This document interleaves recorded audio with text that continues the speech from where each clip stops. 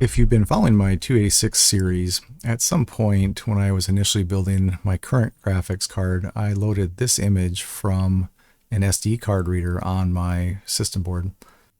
As I now have FreeDOS running and a CF card accessible, I thought I would see if I could also load an image from a file instead of from a RAW format on an SD card. And so I came in and added a routine here to my graphics library, just called load image to screen. And basically I'm just going to open up a file. I can pass in what file I want to open, and then basically I will open it and then read through it, kind of chunk through it. And right now I'm reading basically a line of content on my screen at a time, which would be 640 pixels wide times 2 bytes per pixel. So 1280 bytes I'm reading at a time.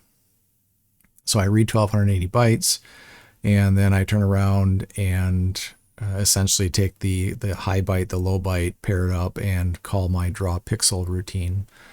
And that draw pixel routine is essentially just sending that data over to an assembly function that then is actually drawing that pixel.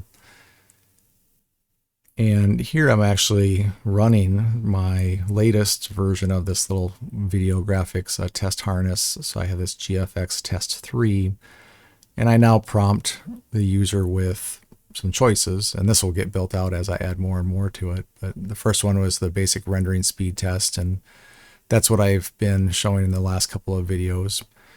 But now I've added this load test image. And so I'm going to go ahead and choose that, and then it's going to go out to my CF card and process that image file. Now, a quick note on that, it's not a PNG, it's not a JPEG. I took a PNG and I have a little converter that converts it into kind of a raw format that I use, which is just the raw color data without anything else. And then I stored that image file on my CF card.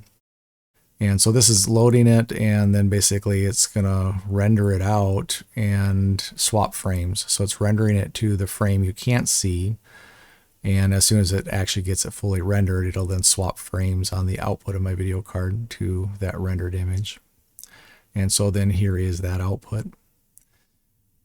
If you see some waves, some diagonal waves in the background, that's just my video capture setup. It picks up some of these waves. I don't see it on my actual LCD that's connected up to the same system through a splitter.